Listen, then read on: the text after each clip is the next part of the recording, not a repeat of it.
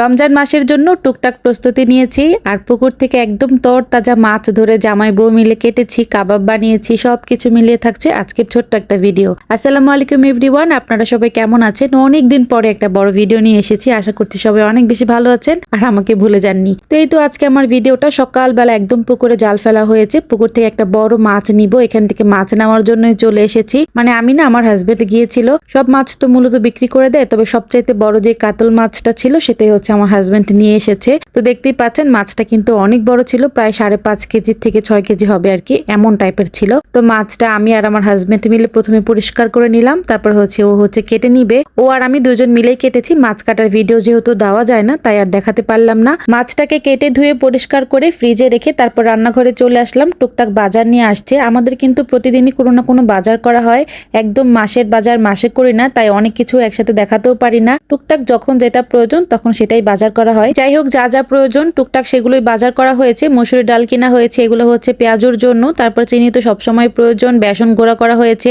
বেসনটা হচ্ছে বুটের যে ডালগুলো থাকে সেই বুটের ডালগুলো দিয়ে আমরা বেসন আলাদা করে গুঁড়া করে নিয়েছি। সাথে তো এখানে বুট, তারপর মুড়ি, এই টাইপের জিনিস আর কি, যেগুলো রমজানের জন্য প্রয়োজন। সবকিছু একটু টুকটাক গুছিয়ে অর্গানাইজ করে রেখে দিলাম। তারপর ডালগুলোকে ভিজিয়ে রাখবো। ডালটা একদম সারাদিন ভিজিয়ে রাখবো, তারপর বিকালবেলা ব্লেন্ডার করে নিব। আর এদিক থেকে আমার মেয়ের জন্য একটা হেয়ার প্যাক বানিয়েছি, পেঁয়াজ বাটা, তারপর লেবুর রস, আর সঙ্গে ছিল একটা হেয়ার প্যাক, যেটা আমি অনলাইন থেকে কিনেছি।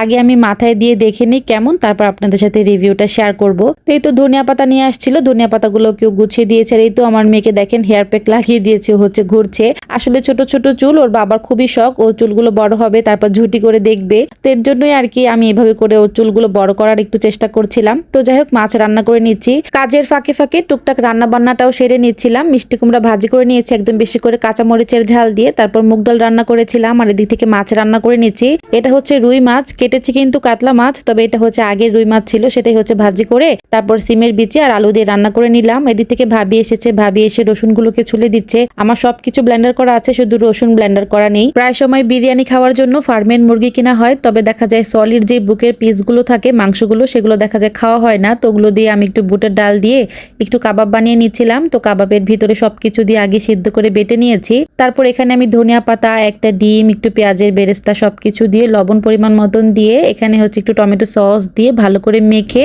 রেখে দিব। তারপর ভাবলাম যে কিছুটা ভেজেও নিব, তাই অর্ধেকটা রেখে দিব, বাকিটা ভেজে নিব। বেশি দিন কিন্তু ফ্রিজে রেখে কাবাব খেলে আবার মজা লাগে না, তাই পরবর্তীতে মন চাইলে আবার বানিয়ে নিব। তো যাই হোক, এই তো হচ্ছে কাবাব অর্ধেক রেখে দিলাম আর বাকিটুকু হচ্ছে ভেজে নিব সন্ধ্যার পরে। তো এখন হচ্ছে আমি ডালগুলোকে ব্লেন্ডার করে নিব। এই ফাঁকে আমি গোসল করেছি, খাওয়া দাওয়া করেছি, লং টাইম চলে গেছে। এখন প্রায় বিকেল 5টা হয়ে গেছে। মেয়েদের তো এটাই হচ্ছে কাজ, সারাদিন কাজের উপর কাজ, কাজের উপর কাজ। আর রমজানের দিন মনে হয় কাজটা একটু বেশি। তারপর এই তো হচ্ছে বিকেল বেলা ব্লেন্ডার করে ডাল রেখে দিয়েছি। আর এখন হচ্ছে সেদ্ধ করে নিয়েছিলাম ছোলা, এই ছোলা সেদ্ধগুলো রেখে দিব।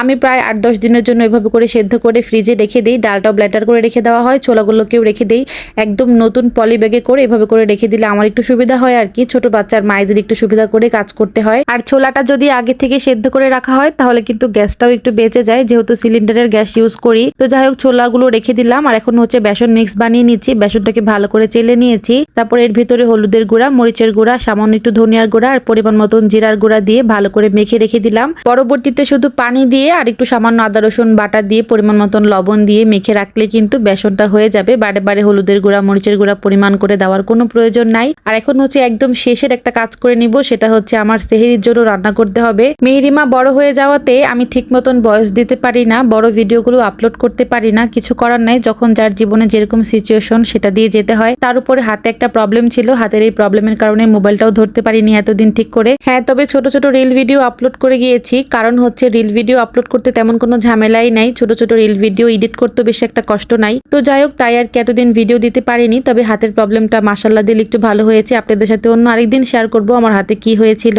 তো এই তো হচ্ছে বিকেলবেলা মাংসটা রান্না করার পরে আমার হাজবেন্ড বলছিল চলো একটু বাগানে যাই, বাগানের নতুন ফুল এসেছে লিচু গাছে। তো লিচু গাছের ফুল দেখে আসলাম আর বাগানে টুকটাক সবজি লাগাবো, সেগুলো একটু প্ল্যানিং করে আসলাম। তো এই তো হচ্ছে তারপরে সন্ধ্যার পরে একটু কাবাব ভেজে নিয়েছিলাম। আর আজকের ভিডিওটা এই পর্যন্তই। কাবাব ভাজতে ভাজতে আপনাদের কাছ থেকে বিদায় নিয়ে নিব। সবাইকে রমজান মুবারক। সবাই অনেক বেশি ভালো থাকবেন, আমার জন্য দোয়া করবেন। আল্লাহ হাফেজ।